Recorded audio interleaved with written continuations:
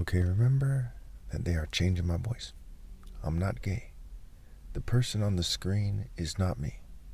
I've watched thousands and thousands of videos on YouTube, and I've made maybe 15,000 videos in 15 years on YouTube and TikTok together.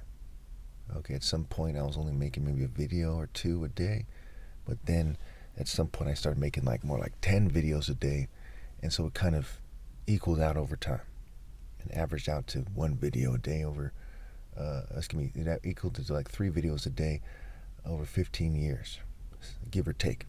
So somewhere around 15,000 videos. Okay.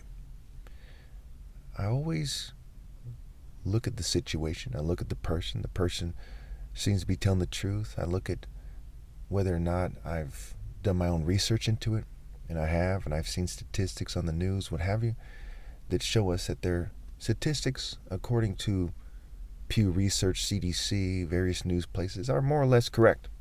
Okay, so I've seen some of their sources, and I've seen people who would hesitate to lie about a statistic, to say the least, put these statistics out there. So they say, 2/3 of young men do not have a girlfriend. And they cite that females are dating older guys who are more quote-unquote financially stable, whether they're making money or not. So they become more materialistic, which is a parenting failure, a societal failure. It's an individual failure on their part, what have you. We see that, gangstalking has become something that is verified, and people are still playing stupid. So it's a dog-eat-dog society, a rat race, trickle-down blood money, and females don't care about any of that. They're like, show me the money. Now, quite often they're coerced, they're in groups that are telling them to do that, etc. But there's no excuse for it. Because at the end of the day, it's selfish. Selfish, right? See flesh. Okay, selfish, so to speak, right? A fisher of men. Okay? So fish in the Bible can be people. So, one Christian preacher made the claim that Christians came up with much of the modern languages, right? They're Latin-based, the Rome propounded, church-based Christianity, and they came up with modern English, according to this person. Okay, so it makes a lot of sense, right? Selfish, right? And sea flesh.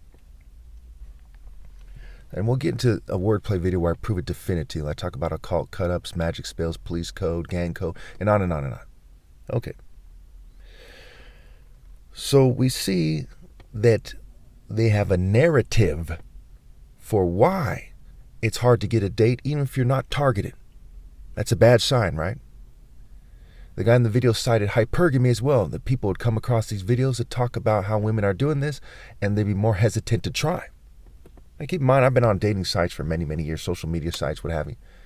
Okay, when I was on Tinder 4 years straight, I didn't have a single successful date. I met maybe 2 people. No, I met 1 person. And that person just wanted to be friends and said they just meet people, to network and be friends with people. And that was it in 4 years. He also talks about how, guys are more likely to say yes to a date, and females are like the gatekeeper. So more people are settling, more people are being catfished by the LGBT community. Whenever we see this, we know it's not a coincidence, right? There's corporate partnerships. They come together to make sure things go a certain way. They control marketing campaigns, which affects the culture, which affects who dates who. We see a lot of these females on TikTok, they're marketing goods, okay?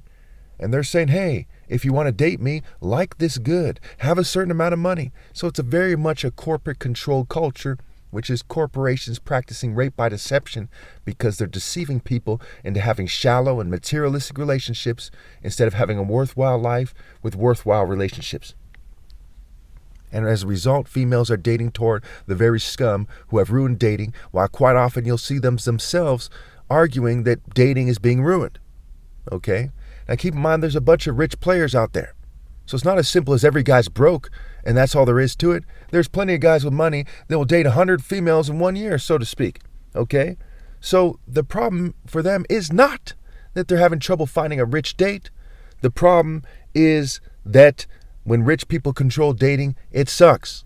And quite often they pay women to pretend that it doesn't. That's what a prostitute is, right? An escort is, a gold digger is someone who will lie to you about how much fun they have because they're after the money. It's open and shut. It's a system of rape by deception. If you have a viable counter argument, please put in the comments. And what does this have to do with gangstalking? Gangstalking is like a bunch of hyper game playing monsters who are pursuing people and harassing them for not having certain characteristics naturally. A lot of people try to cite, you're AB, blood, or O, or whatever. Okay? Your blood type, that's like little to nothing to do with it. It has to do with your gene expression, yes. RNA and DNA. What kind of person are you? Are you a handsome, masculine black man that shows up the rich, white, Jews, and LGBT elite and the token minorities? Then there's a good chance you'll be targeted unless you play their game and kiss their ass to the extreme. Do you have a history of being outspoken and insisting that it's wrong? Okay? Then they're going to look at that and see you as an opposing spirit. Think about the spirit of the state, right? The American spirit, government, ment meaning mind as in mentality. Psyche in psychology also means mind, but also means soul and spirit. So they take your mind state and your state of being as being adverse to the state, and they single you out and they target you. And they tell your friends and family, whose side are you on? Okay? And they get them to target you too. Anyone who thinks that I'm lying, even if they're new to gangstalking, is crazy as hell. Maybe they're schizophrenic, but they're certainly delusional, they're disassociated. I mean, can you imagine someone who just heard that explanation with the wordplay lining up to a T and denying it? I presented you an abundance of evidence that proves that my argument is true.